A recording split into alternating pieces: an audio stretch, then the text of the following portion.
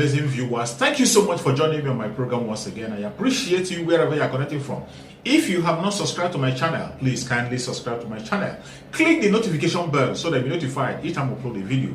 You will be among the first to receive it. Thank you so much and remain blessed. Former Deputy Senate President Ekweremadu was involved in an involvement in the UK, and you tweeted that Nigeria happened to Ekweremadu. How do you mean? Look, Nigeria is a tragedy that is large enough to go round to everybody. You know, as they say on the street, now breakfast, everybody go chop. Ekweremadu is a parent whose child is critically ill. So you would expect that any parent would do whatever they can within reasonable limits, in fact, unreasonable limits, to save their child.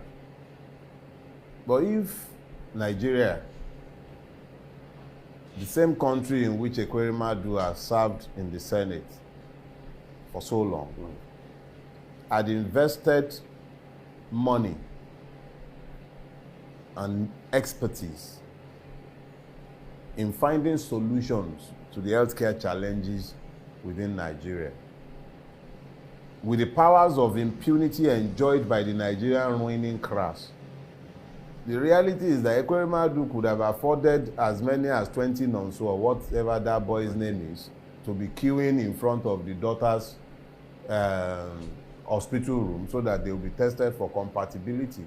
But of course, they never built anything in Nigeria that could handle it. I'm not talking about him as a person, I'm talking about the class. So there are times, Yorubas have this proverb, they say, the parasite kills itself, presuming that it is killing the host, the dog. But the reality is that when the dog dies, the parasite dies with it. So when Nigerian ruiners, when they refuse to build Nigeria, their doctors are all abroad, their dentists are abroad, their children's schools are abroad, their homes are abroad, but they have residences in Nigeria where they milk us. When life happens to them outside of Nigeria, it's still Nigeria that has happened to them. So Nigeria happened to Ekweremadu. Nigeria happened to him. Abdul Karim Adisa, if my memory serves me right, he had that accident on Kaba Road, Ilorin Kaba. He had an accident. And he might have survived if they hadn't placed him in an air ambulance. I think it was the decompression in the air ambulance that actually triggered his death. So Nigeria eventually, look, I heard one the other day, some woman went, she was feeling unwell. They tried diagnosing, they couldn't find the reason, they didn't know what was wrong until she got to the UK.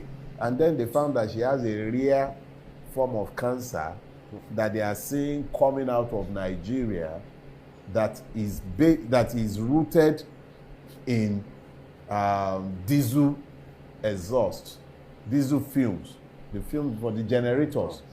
Because we are breathing in these carcinogenic properties, they are seeing a very high incidence of this particular type of cancer coming out of Nigeria. Nigeria has happened to that person too. If the person didn't have to be putting on generators and constantly having the effluent from the generators coming into the homes, in some places, the generators are running for days without NEPA showing up at any point in time. So Nigeria happens to everybody within this space to varying degrees and extent. Nigeria happened to the boy as well, because if Nigeria hadn't happened to him, he probably would have not gone and whatever has happened there. The reality is that Nigeria, no matter how far you run, you might be in the UK and Nigeria would happen to you in the UK. Nigeria happens. So yes, Nigeria happened to Ekweremadu. Finally, sir, let's get your response to this. There are palpable fears among Nigerians that coming ahead of 2023 general elections, which is about 8 months, you are assuming that we still have more times. But there are palpable fears among the electorates that the ruling class, which you give the appellation ruining class, they are going to give themselves a significant head start with regards to these elections, considering the fact that they have certain advantages that can be manipulated, consolidated by manipulating the state access to resources in order to distribute patronage and gates and outspending the opposition parties, and at the same time they may digitally manipulate the media as well as the electoral process.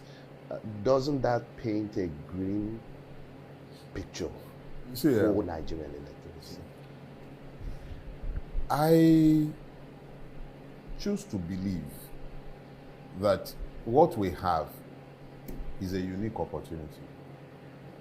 You know, the same character that denotes danger in Cantonese script also means opportunity. I admit that things look pretty bleak in this moment. And people are right to entertain the fears that they are entertaining. But that's the thing right there, fears. Fears do not enable you to act. It cripples. It cripples. One of the synonyms for fear is petrified. The word petrified has its root in stone, petra. It becomes frozen. And every adversary would like you to believe that it is stronger than it actually is. 2019, Atiku versus Buhari. With all the vote buyings, the levers of powers and everything that they managed to deploy, because these were two horrible candidates against each other, they still couldn't muster 28 million people to go to the poll. So they had only a third, less than a third of the electorate at the poll. Nigerians are hopeful. Hope is a good thing to have in this situation. And I have already explained to you, we are on a leadership recruitment drive. We are not looking to vote for a politician. We are looking for a leader to take us out of the mess we are undoubtedly in. So if we are looking for a leader to take us out of our mess, we must know where we want to go if those who are presenting themselves do not know where they want to take us. So it becomes a leadership recruitment instead of an electoral process per se. And I believe that we have sufficient heft, we have sufficient numbers to force this discussion. The Nigerian youth are engaged. They are registering to vote in record numbers. The state might deploy the media as it always has. But that is why we have media such as Sahara TV as well, which has a duty to tell the stories of the people whose voice would never have been heard on traditional media. So it is critical that this kind of engagement be kept with several layers of the society. The fact of the matter is that this is not just an election. That is where the likes of Peter Obi do not appear to be getting it. It cannot be an election. This has to be a revolution. Whether that is now peaceful or not will be dependent on their own capacity to understand the issues and then communicate it to the people. But make no mistake about it, anything short of an electoral revolution would deliver Nigeria into the hands of either Atiku or, God forbid, a Milokan. When that happens, Nigeria dies. Because hope would have been effectively buried. It would simply mean that you would have to live with the normalized evil that has become endemic in our space. The coming electoral cycle must be turned into an electoral revolution if we are going to ever avoid war in Nigeria. It is critical. We are at the edge of that precipice. It takes only a little to push. You already have the alienation of Ndigbo, whom you have told in no uncertain terms that it cannot aspire as a group to the headship of the iniquitous country that you have built, which has constrained and marginalized them, but they cannot even contest or expect to be allowed to participate. It doesn't make sense. So an ethical presidency or an Emilokon, God forbid, presidency pushes that critical part of the Nigerian state further away. And it makes it impossible for anyone to demand equity, because even the equity of the crooked that was established by virtue of the zoning arrangement has been destroyed. It's been destroyed, clearly destroyed.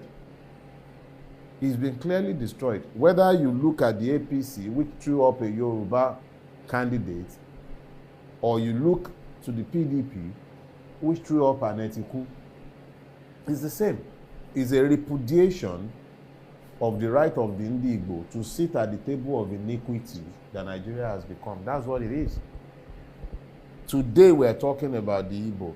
The day will come when it will be the turn of the Yorubas, and we will be reminded how we embrace the Milokon, despising Igbo, whose turn we should know it truly is, if we are to follow the iniquitous solution they brought after creating this monster they call a country. So now, we are the ones who have to reimagine the future in the hope that one of those who are asking to lead us will truly find the courage and the grace to lead. This is not an election. It's always a pleasure having this conversation with you. Thank you very much for having me. Thank you so much for your patience to watch from the beginning to the end. I hope you have learned something from the video you have just watched. The video you have just watched is to bring information to your doorstep and for educational purpose. It is not to demonize anybody. Let us watch continuously and see who can be able to make a sense out of every nonsense we are seeing. We must continue. We move. It doesn't matter what they do. It doesn't matter what they say. They will kill us. We will kill them. At the end of the day, Biafra is here. Thank you for watching. If you have not subscribed to the channel, please kindly subscribe to the channel. Click the notification bell so that you'll be notified each time I upload a video. You will be among the first to receive it. Thank you and remain blessed. Bye-bye. See you again.